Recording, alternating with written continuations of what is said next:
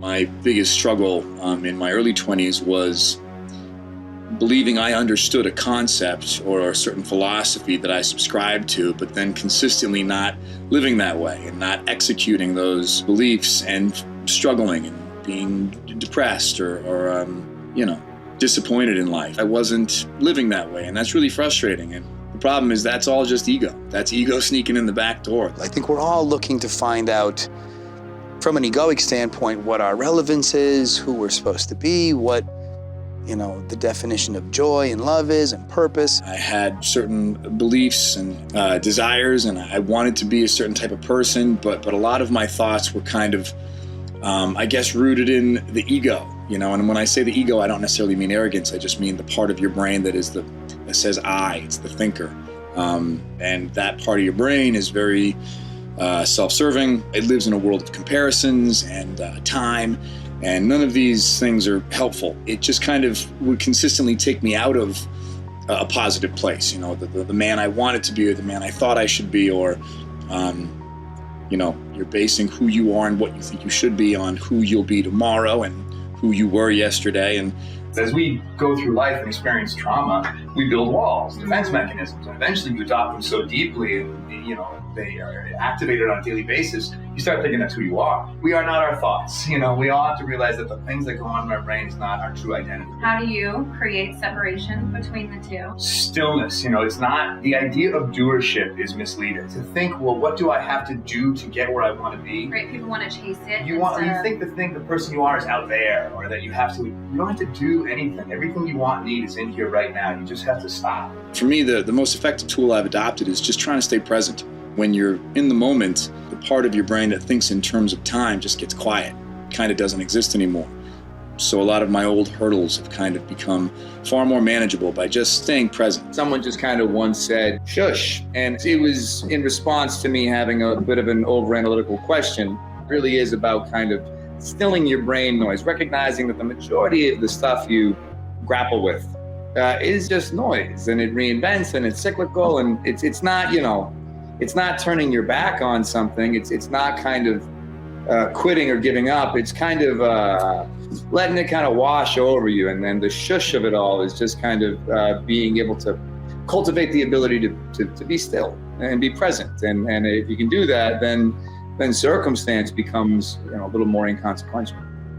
I'm scared that I won't get where I think I want to get. I'm scared that I won't know true happiness. I'm scared that I won't know true beauty or love. But I'm okay having those fears, but I also know at the same time that those aren't real fears. I really, really believe that's the ego talking, and that's okay, because my ego has been trained to speak for 34 years. I can't expect to all of a sudden delete it from the map today. All I got to do is when those fears come up, recognize that those are ego-based fears. I'm totally okay with those things popping up on the radar, because they're gonna, and that's okay too. I think that mentality has gone a long way for me in terms of just surrendering to the moment, surrendering to where I am, and surrendering even to my failures. Your failures are okay too. I used to really be very hard on myself if I thought I wasn't accomplishing something or reaching a certain level. But be with your failures. They're just as educational and just as opening to the process as the successes. I probably started thinking this way when I was, maybe 15, 16 years old. They say you don't really wake up from dreams, you wake up from nightmares. And not to say my childhood was a nightmare at all, by any means. But I certainly started to see a pattern, where whatever my struggles or challenges were at that age, if they were ever kind of met or satisfied, I started to see how the next day, my brain found new struggles and challenges to be at odds with. And you start to realize how amazingly resilient that part of your brain is, that can just create conflict and truly be at odds with what is. And I started to worry that no matter what happened or where I went in my life, will that always be that way? So for me, it's a matter of being perfectly okay exactly where I am and practicing. It's like, if I was going to try and pick up a sport, I'm not going to be amazing tomorrow. Today, I just have to dribble. Just got to dribble the ball. And if the ball gets away from me today, it's okay. Get it back and just dribble again. Even if it takes all of my focus and energy just to dribble this ball. Maybe tomorrow it won't, and it won't be as consuming. But it's okay to be where I am. I don't have to wake up tomorrow and be a pro. Success to me feels a bit like a notion. I mean, if there's success, there's failure. Just being happy, being peaceful, being content, being present. I love being creative. I love the business that I'm in. It's absolutely who I was as a child. You try and always think, well, what did you do on a Sunday morning when you were a kid? What were you doing when you weren't doing for anything? When you were just waking up trying to have fun? What were you doing? That's what you should probably be doing with your life. And luckily, I was, putting on shows and doing theater.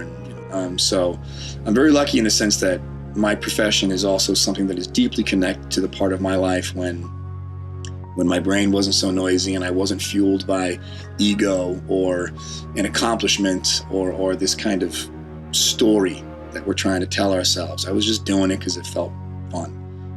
The first couple times I tried meditating, very hard because my brain is so noisy, and maybe you get a second, 2, 3 seconds tops of sustained, still breathing and presence, and then very quickly, your brain asks, well, am I doing this? Am I thinking? I'm thinking thoughts right now, and you kind of lose it, but that's okay, and you go right back to trying to focus again, and the more you do it, hopefully the shorter intervals of brain noise will happen, and the longer periods of time where you are truly present begin to bloom a little bit.